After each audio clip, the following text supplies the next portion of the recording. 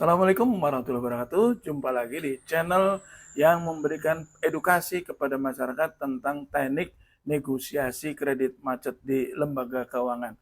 Bapak Ibu, kali ini kita akan membahas WA dari sahabat kita, Bapak Kamaludin di Sulawesi.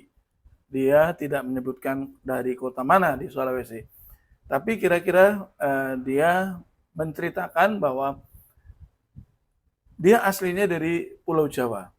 Orang tuanya ikut program transmigrasi di sekitar tahun 90-an. Dia kelahiran Jawa. Kemudian dia tumbuh besar di wilayah transmigran. Tapi luar biasa dengan usahanya yang keras dan ulet, dia sukses di sana. Menjadi punya usaha pedagang kelontong di mana tempat beliau itu jadi tempat perkulakan kayak gitu kira-kira. Dia punya pinjaman saat ini di bank pemerintah itu 1 miliar. Kemudian pakai atas nama orang tuanya 250 juta. Pakai atas nama keponakannya, sepupunya 200 juta. Dan pakai atas nama tetangga 100 juta. Dan beliau ini menceritakan bahwa sebelumnya beliau juga bekerja di bank tersebut. Kemudian pada sekitar tahun 2005 beliau resign dari pekerjaan tersebut.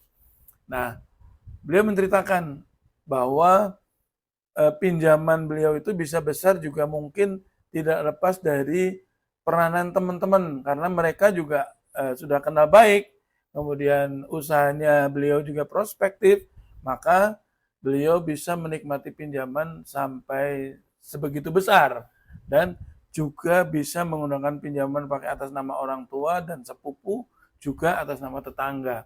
Dia merasa ini tentu tidak lepas dari peran serta teman-temannya juga yang membantu. Nah, singkat cerita Bapak Ibu, setelah pandemi ini semua pengusaha mengalami problem yang sama termasuk beliau. Akhirnya beliau tidak mampu lagi mengangsur, tapi tidak setelah pandemi, justru malah akhir-akhir ini. Jadi beliau berusaha untuk bisa tetap mengangsur saat pandemi, tapi setelah pasca pandemi justru beliau merasa kemampuan membayarnya hilang. Nah, karena beliau masih punya teman-teman di bank tersebut, teman-teman menyarankan untuk restrukturisasi. Nah, beliau berkonsultasi kepada saya, Pak, jujur saja sebenarnya saya pernah bekerja di bank tersebut, bank pemerintah tersebut, tapi saya selama karir saya di bagian CS. Saya tidak pernah di bagian kredit, jadi saya tidak punya pengalaman, tidak punya ilmu di bidang kredit. Saya berkonsultasi ke Bapak. Saya merasa restrukturisasi itu bukan solusi karena kemampuan membayar saya yang hilang. Andai pun kalau restrukturisasi itu diterima, kemudian saya harus tetap membayar, padahal problem saya adalah kehilangan kemampuan membayar gitu. Bukan hanya sekedar turun kemampuan membayar, tapi kehilangan kemampuan membayar. Jadi pertimbangan saya itu sehingga saya saat ini menolak restrukturisasi. Nah, dari situ beliau menanyakan, Pak, apa konsekuensinya kalau saya menolak restrukturisasi? Nah, Bapak Ibu, jadi saya pernah menjelaskan bahwa restrukturisasi itu sebenarnya lebih pada kepentingan bank, bukan bukan kepada kepentingan nasabah. Nasabah ada diuntungkan dengan restrukturisasi, tapi hanya satu. Keuntungannya apa? Nasabah tersebut kolektibilitasnya menjadi lancar kembali. Kolektibilitas satu, karena pinjaman itu diperbarui sehingga dianggap lancar lagi. Itu aja keuntungannya, sehingga bila kemudian yang bersangkutan mengangsurnya tertib, lancar dan seterusnya, maka berpotensi atau berpeluang untuk bisa top up lagi, kira-kira seperti itu. Nah, padahal beliau merasa saya salah jalan gitu. Saya sudah resign dari bank tersebut dengan tujuan untuk hijrah, tapi hijrah saya nggak total, justru saya malah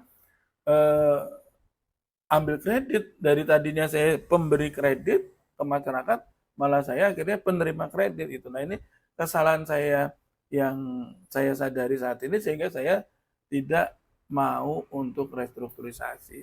Nah, bagi Pak Kamaludin ini kalau dia menolak restrukturisasi maka dia akan dihadapkan pada dua pilihan.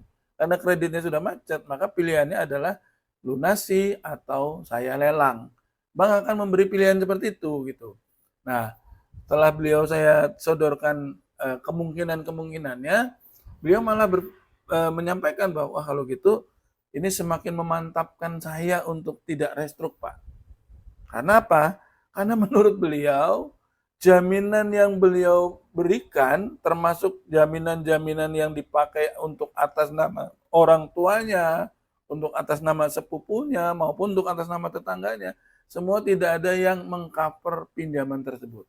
Makanya di muka dia sampaikan bahwa ini tidak lepas dari peran teman-teman saya yang ikut membantu proses kredit itu cair. Jadi dia menyadari, dia mengakui bahwa tanpa mereka nggak mungkin bisa cair sebegitu banyak gitu. Nah, lalu apa yang berikutnya ya? Saya bilang kalau memang Anda yakin bahwa jaminannya itu nilainya di bawah kredit Anda, ya berarti selamat Anda memenangkan pertarungan ini. Kenapa? Pada saat Anda disodorkan restrukturisasi dan Anda tidak terima, maka pilihannya hanya dua, dilelang atau Anda lunasi. Nah, ketika Anda sendiri juga saat ini belum sanggup untuk melunasi, sementara Anda yakin kalau dilelang juga nilainya pasti nggak laku, ya berarti jangan sudah memenangkan pertandingan ini gitu. Anda memenangkan pertandingan bahkan sebelum lelang terjadi gitu, karena Anda yakin itu tidak akan laku gitu ya. Tapi Bapak Ibu, akhir-akhir ini bank-bank pemerintah itu banyak yang melakukan lelang konkuren ya. Lelang konkuren adalah lelang yang dilakukan manakala nilai jaminannya itu ternyata diketahui di bawah utang pinjaman. Ya, di bawah pokok hutang. Misalnya pinjamannya 1 miliar. Ternyata nilai jaminan itu ternyata cuma 700 juta misalnya. Maka bank saat ini berpikirnya itu sudah revolusioner. Kalau dulu dalam kondisi seperti itu, bank akan memilih tidak melelang. Tidak melelang. Karena kalau dia melelang, dipaksa melelang, maka petugas saat itu yang mengurus lelang itu, dia akan bertanggung jawab karena akan ada sisa pinjaman yang tidak terbayarkan. Kalau itu dipaksakan lelang gitu. Misalnya dipaksa lelang 700 juta karena ternyata pasarannya cuma 700 juta. Maka akan ada sisa pinjaman yang tidak terbayarkan dan selamanya akan menggantung menjadi pinjaman tak terbayarkan. Sekalipun bank itu akan tetap menagih kepada debiturnya, mana ada debitur mau bayar karena dia merasa pinjamannya sudah dilelang, jaminannya sudah dilelang. Masalah lunas atau tidak urusan bank, salah sendiri nggak lunas. Kan debitur akan seperti itu, dia akan berpikir bahwa masa bodoh gitu kan. Nah, seperti halnya Pak Kamaludin itu yang bertanya. Nah, saya bilang ya kalau Anda terpaksa dilelang dengan cara konkuren, Anda berhak untuk tidak membayar lagi karena perjanjian kredit Anda itu hanya menyerahkan jaminan yang diserahkan. Jadi tidak ada kewajiban Anda untuk melunasi dengan cara menjual aset yang lain yang tidak dijaminkan seperti itu. Jadi Bapak Ibu, saat ini bank mungkin dia berpikir daripada saya deadlock karena ketemu dengan kondisi seperti ini, mereka sekarang berani melelang dengan cara lelang konkuren. Yang penting laku. Gitu ya, yang penting laku. Jadi di kasus Pak Kamaludin bisa saja misalnya dilelang hanya 700 juta, yang penting laku. Kemudian ada sisa 300 juta yang tidak terbayarkan. Dan bank menyadari pasti debitur nggak mau bayar. Maka yang akan dilakukan bank hanya bisa menghapus bukukan. Jadi hapus buku karena kredit bermasalah atau kredit karena kasus misalnya seperti itu. Jadi Bapak Ibu, ada hal menarik kalau sampai bank melakukan lelang konkuren. Contohnya Pak Kamaludin ini. Pak Kamaludin punya pinjaman 1 miliar yang atas nama sendiri. Anggaplah misalnya asetnya nilainya cuma 700 juta. Nah, kalau memang Pak Kamaludin tahu bahwa ini aset akan dilelang dan kelihatan ya, kalau diumumkan lelang itu mau dilelang konkuren itu kelihatan karena nanti disebutkan nilainya misalnya nilainya dilelang 700 juta. Itu kan kelihatan. Terus yang harus disetorkan biasanya 20%-nya. Kelihatan cuma dilelang 700 juta, berarti itu lelang konkuren.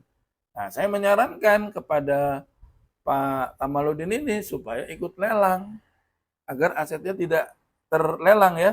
Dia ikut lelang, kan sama saja dia berarti ngelunasi utangnya yang 1 miliar hanya dengan 700 juta di bawah pokok utang. Jadi dia sudah dibebaskan bunganya, dibebaskan dendanya, masih juga dikurangi pokoknya.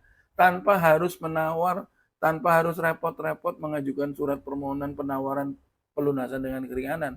Cukup ikut lelang konkuren. Ya. Terus terhadap pinjaman yang atas nama bapaknya, yang 250 juta. Kalau kasusnya juga sama, misalnya ternyata dilelang hanya 175 juta, ya sediakan aja 175 juta. Jadi sama saja utangnya 250 juta cuman bayar 175 juta. Begitu juga terhadap pinjaman yang atas nama sepupu dan tetangganya. Artinya diakumulasikan Pak Kamaludin ini bisa melunasi hutang bahkan jauh di bawah pokok utang. Gitu. Jadi kalau Anda sedang dilelang konkuren, justru dilihat dari sisi positifnya. Segera carikan uang, ikutlah lelang. Ikut lelang. Ya jangan atas nama sendiri, mungkin bisa atas nama anak atau atas nama istri gitu. Yang penting supaya akhirnya kita bisa melunasi hutang itu tanpa repot-repot melawar, bahkan bisa di bawah pokok hutang. Ingat loh, bank pemerintah itu tidak pernah bisa memberi keringanan pelunasan di bawah pokok hutang, maksimal di pokok hutang. Dengan adanya lelang konkuren, Bapak Ibu bisa melunasi di bawah pokok hutang. Begitu ya Bapak Ibu, semoga bermanfaat. Jumpa lagi di lain kesempatan.